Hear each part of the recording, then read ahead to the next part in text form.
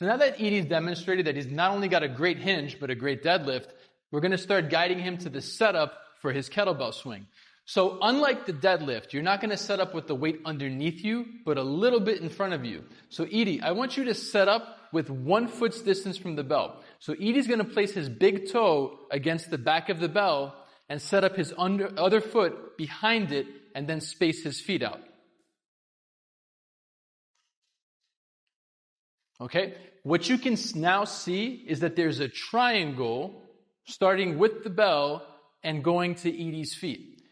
If you can set up like this, and if there's enough room for the bell to pass between your feet, it will pass between your legs in a swing.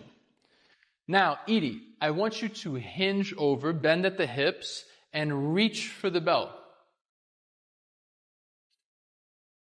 Okay, so we can see the bell is flat on its base. What Edie's going to do is tilt the bell off its base toward himself. Right. This sets him up in the best way possible for a hike and a swing. If the bell is flat on its base, you wind up having to pick it up off the ground, which is work it's work you do not need to do. So Edie, I want you to tilt the bell back off its base.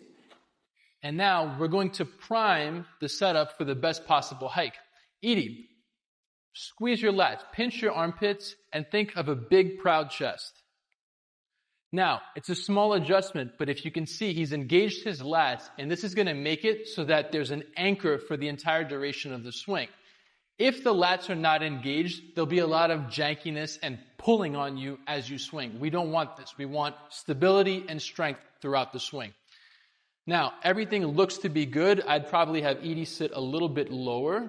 Good. Shoulders, glutes, knees. And now that the setup is in place, Edie, hike the bell back and land it back on the ground. And again. And a third time. Okay, so this is your pendulum. This is you getting used to throwing the weight back behind you, hiking it, and landing it back on the ground. Before you do anything else, you want to get comfortable with this. The last thing you want to do is try to send this kettlebell in flight and not be ready for it. So again, the motion is simply lats engaged, throwing the bell back behind you, managing the weight, and landing it back in front of you. Edie, can you show us 3 more times?